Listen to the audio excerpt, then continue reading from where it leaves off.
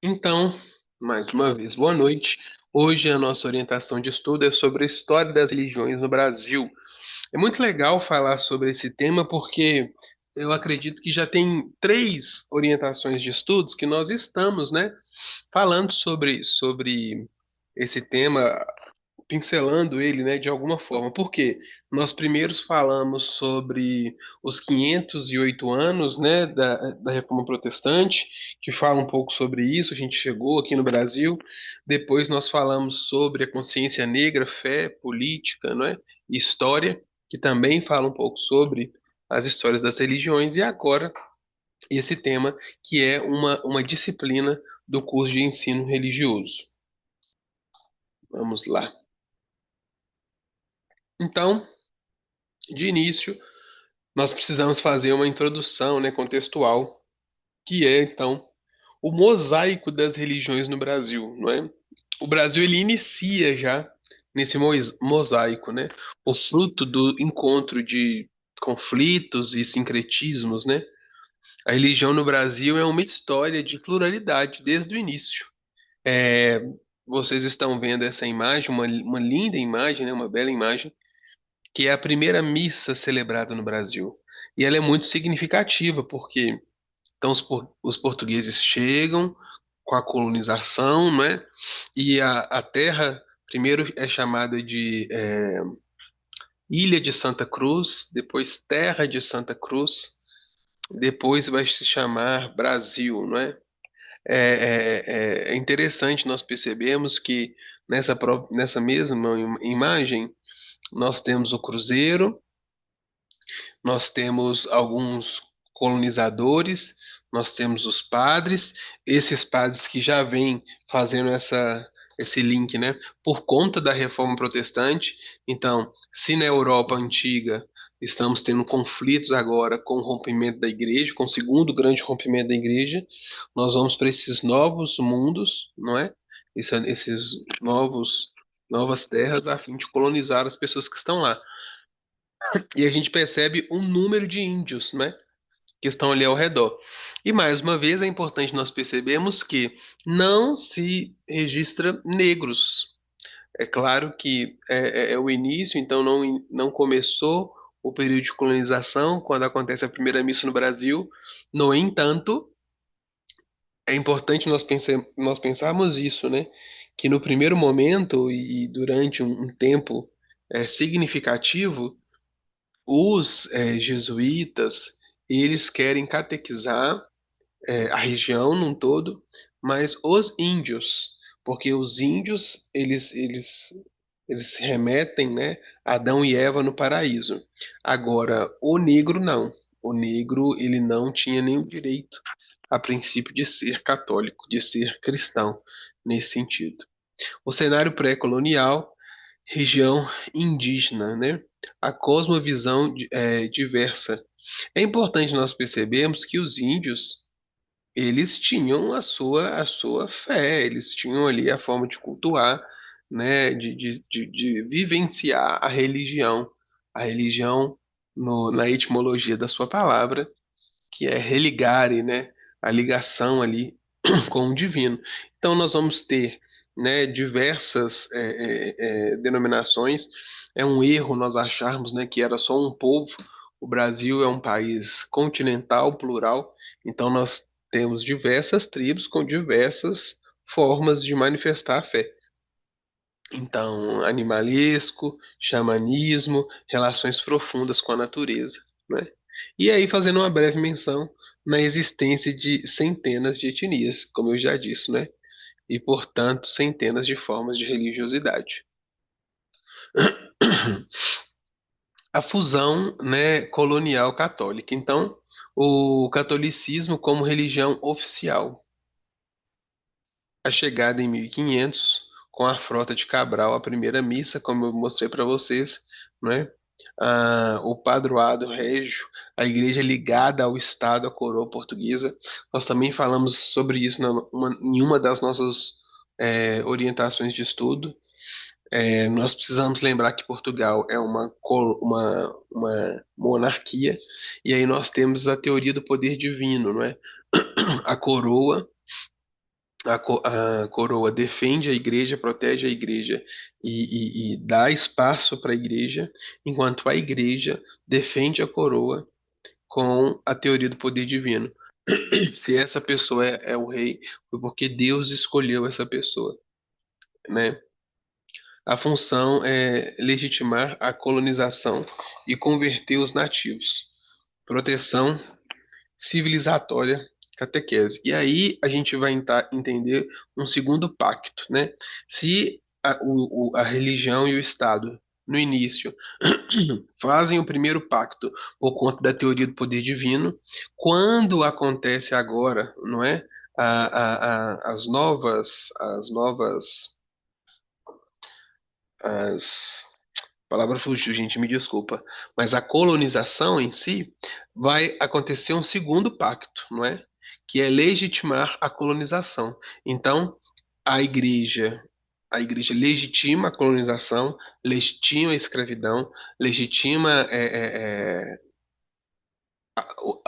a coroa, né, se apropriar dessa terra, enquanto a coroa permite, não é, que eles catequizem os povos, que aquela nova nação seja de maneira massiva católica. A ação das ordens religiosas, né? Destaque para a Companhia de Jesus, os jesuítas, como eu disse, eles são então esse primeiro movimento contra a reforma que sai ali da Europa, sai daquela antiga Alemanha, a fim de conseguir novos fiéis, né? Aldeamentos, educação, conflitos com os colonos. Aí é importante nós percebemos que de início acontece esse pacto, mas depois, né, a escravidão, a forma com que a coroa e os colonizadores fazem com os índios, com os negros, é tão brutal que os próprios jesuítas entram em conflito, não é? Entram em conflito com a coroa.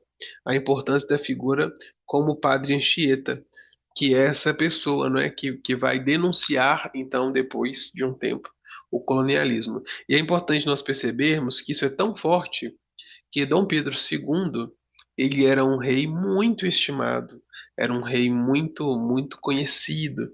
A critério de curiosidade, ele se encontrou duas vezes com a rainha Vitória, período vitoriano da Inglaterra. Eles, né, são da mesma época. E a rainha Vitória, nos seus diários, ela tece diversos elogios a Dom Pedro II. Mas Dom Pedro II perde a coroa por conta do tripé que sustenta uma monarquia e que ele vem enfraquecido. Então, existe diversos conflitos com a igreja, ora por conta dessas questões, ora por conta de outras coisas, também por conta da maçonaria. Existe o conflito, não é, com o mundo, que é um mundo que tem perdido monarcas, não é?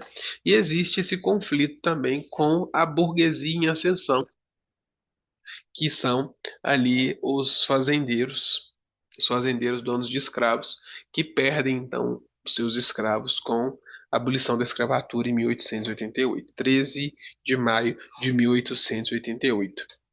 Aí também nós vamos falar sobre a fusão de culturas, não é? Por quê? Porque o catolicismo ele vai ter uma diferença. Ele vai ter o catolicismo, e até hoje existe isso, né? O catolicismo oficial e o catolicismo popular. Por quê? Porque nós temos os padres, o clero, né?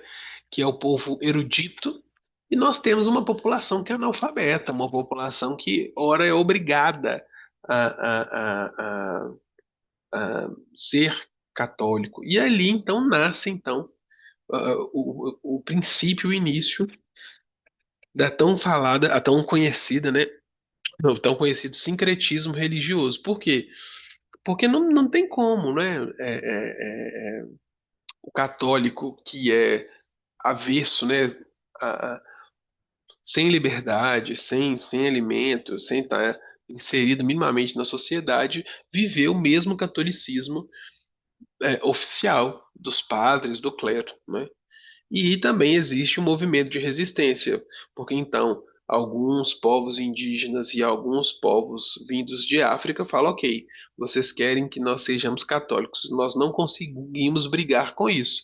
Então nós vamos então fingir que somos, né? Nós vamos usar os seus elementos religiosos a fim de que nós possamos cultuar os nossos deuses. É importante perceber que esse fenômeno não é um fenômeno que acontece pura e simplesmente no Brasil. Isso sempre aconteceu. Nós sabemos que dia 25 de dezembro, onde é celebrado o Natal, na Igreja Católica é falada, né, a festa das luzes, olha que interessante, não é o dia oficial que Jesus nasceu.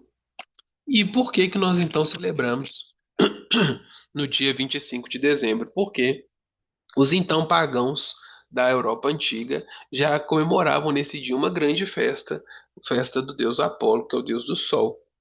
E era uma festa muito difícil de ser rompida. Então, se eu não consigo romper, eu ressignifico. Entende o que eu estou dizendo? Da mesma forma que os povos africanos vindos de África, os povos nativos do Brasil ressignificam porque não podem lutar contra, a Igreja Católica outrora fez isso. E isso significa sincretismo religioso, né? É claro que no Brasil isso vai acontecer de uma maneira muito especial, muito específica, mas é um movimento que acontece em todas as questões religiosas, de maneira especial quando elas são outorgadas, né? Quando elas são minimamente obrigatórias. Sigamos.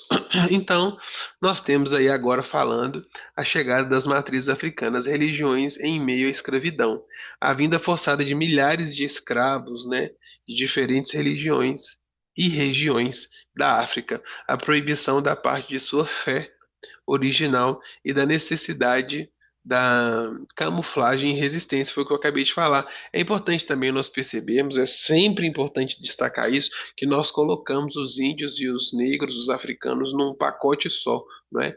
Me incomoda porque existe uma legislação que exige agora dentro, né, da legislatura, dentro da, da própria escola, termos, né, a cultura indígena e a cultura africana. Mas a grande maioria dos currículos colocam tudo num pacote só.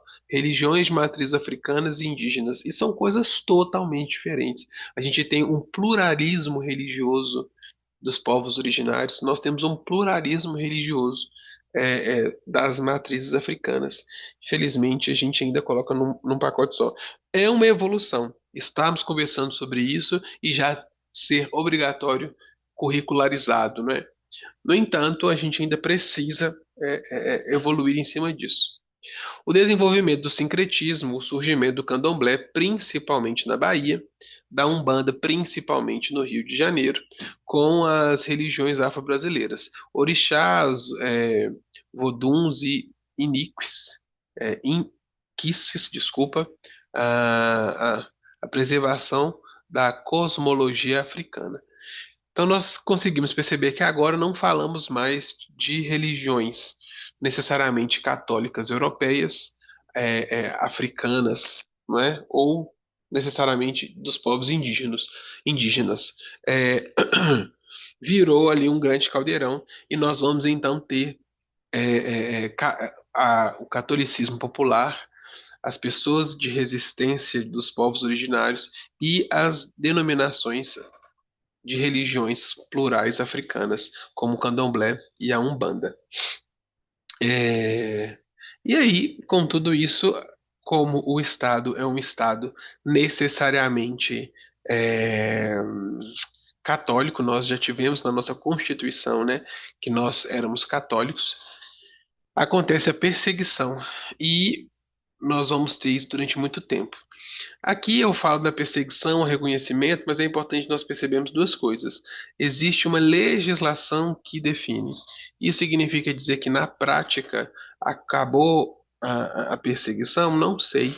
É um ponto a se trabalhar. Vamos falar isso um pouquinho no para frente, mais para frente. Mais uma vez, gente, eu vou aqui, né? Eu engato a quinta e vou. Anotem, pode mandar mensagens aqui no nosso chat, que qualquer dúvida eu estou sempre à disposição, tá joia? O advento do protestantismo e outras fés. É importante nós percebermos que, então, desde 1500 existe minimamente uma tomada protestante no Brasil. É importante nós lembrarmos, né, da guerra que aconteceu, do conflito que aconteceu entre os irlandeses e os portugueses no Nordeste brasileiro, irlandeses da sua maioria protestantes. No entanto, é no século XIX, com a vinda da família real em 1808 e a independência em 1822, que começa a se permitir as práticas de outras fés, não é? O protestantismo de missão histórica. Então, luteranos, anglicanos, presbiterianos, metodistas, batistas, focados na iniciação e em imigrantes. É importante nós percebermos, eu não sei se todos aqui sabem, mas a faculdade PEMIG né, ela tem a sua história iniciada na Faculdade Batista e a Faculdade Batista, ela tem sua história iniciada dentro do Colégio Batista, que por sua vez tem a sua história iniciada na Junta Batista de Educação. Otis Maddox é um pastor norte-americano batista que vem com sua esposa Efigênia Maddox pregar o evangelho na região de Belo Horizonte, salvo engano, em 1908, salvo engano. É, e ele vem, né, pregar o evangelho e sua esposa, com 13 filhos, cria-se um colégio.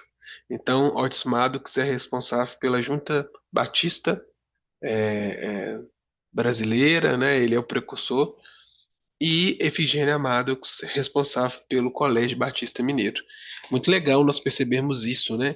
Entendemos a história e perceber que a nossa história também se confunde. Às vezes a gente estuda isso e acha que está tão longe, não é? Se a gente olha um pouquinho para trás no retrovisor, a gente consegue ver fatos muito concretos. A diversificação e as novas ondas. É importante nós percebermos que, e isso está intrínseco ao protestantismo, que a ideia da Igreja Católica foi sempre estar unida. E isso tem seus pontos positivos e isso tem seus pontos negativos, a gente sabe disso. No entanto, o protestantismo ele nasce na, na, numa fala de que não existe intermediários entre Deus e eu, que eu posso, junto com o Espírito Santo, interpretar a minha Bíblia, fazer a leitura da minha Bíblia. E isso é claro que é uma verdade, nós entendemos isso, mas existe um fenômeno que acontece também, que é a pluralidade de religiões, agora, de denominações, melhor dizendo. E isso sim é um problema, porque nós temos, mais uma vez, as grandes igrejas protestantes, luteranos, anglicanos, presbiterianos, metodistas, batistas, mas nós vamos agora, depois da década de 90, década não, século 900, desculpa, 1950, 1960, 1970, nós vamos ter diversas ali denominações protestantes. Contudo, também chega no Brasil, não é, o espiritismo kardecista. Chega no final do século XIX e ganha grande popularidade. Terceira maior religião em alguns censos. É importante nós percebermos, né, que nós temos aqui grandes nomes como Chico Xavier e o outro nome surgiu agora da cabeça, que é um grande médium espírita também, que é conhecido no mundo todo. Esqueci o nome dele, me desculpa. A imigração do século XX chega às fés orientais, o budismo, o shintoísmo, com os japoneses, o islamismo, com os árabes libaneses e o judaísmo, com novas levas. Mas é importante nós percebermos que, por exemplo, o judaísmo sempre esteve de alguma forma, não é, com a gente. E aí sim, agora, o boom pentecostal, não é? No século XX, o surgimento das igrejas pentecostais clássicas, Assembleia de Deus, Congregação Cristã do Brasil, e mais tarde o neopentecostalismo, que é a Igreja Universal, a Igreja Mundial. Nós podemos depois conversar sobre isso. E aí também tem a ênfase na cura divina, milagres, batalhas espirituais e o uso massivo da mídia. E é importante nós percebermos, gente, que em todos os lugares nós vamos ter pontos positivos, pontos negativos, qualidades, defeitos, não é? Vamos lá. Aí, o quinto e último ponto, nós temos um cenário é, contemporâneo do Brasil, que é o Brasil atual, com uma pluralidade e desafios, né? Queda da hegemonia católica, né? Nós não somos mais a maioria do Brasil católicos. Nós temos uma ascensão dos evangélicos, um crescimento expressivo e uma influência política e social. Nós temos uma intolerância religiosa, infelizmente ainda, né, com o problema atual da falta, né, de tolerância de maneira especial nas religiões de matriz africana. A história das religiões no Brasil é uma história de construção de identidade. É importante nós percebermos que religião, língua, cultura, dança, tudo isso faz parte da nossa identidade. E nós somos assim porque nós temos esse pluralismo. E esse pluralismo nos define. Então, é importante nós entendermos isso. E não se pode dizer que uma religião ou uma cultura não interferiu na outra. Talvez na sua denominação, na sua igreja, seja mais difícil de perceber, mas com toda certeza, se você é protestante, se você é católico, se você é kardecista, se você é de uma religião de matriz indígena ou de matriz africana, com certeza, no todo, a sua denominação, seu povo, sua doutrina foi influenciada por essas diversas, não é? É uma trajetória de resistência indígena africana, hegemonia católica e a expansão protestante. Enfatizar a importância do respeito e o diálogo interno, interreligioso. É importante para nós, não é? Termos esse diálogo. Nós não estamos dizendo que as pessoas precisam de um fazer o rito do outro, conviver com o outro nas suas celebrações, não é isso. Mas o respeito, não é? E o que der para fazermos juntos, fazermos. Aqui agora só um censo para que a gente entenda, né, como que era em números, né? Então, em 1940, 95,2% dos brasileiros diziam que eram católicos apostólicos romanos, 2,6% evangélicos, matriz africana nada, sem religião 0,2%. 1970 já caiu para 91 e os evangélicos subiram para 5%, 1980, 89, 6% e ainda ninguém falando sobre as religiões de matriz africana.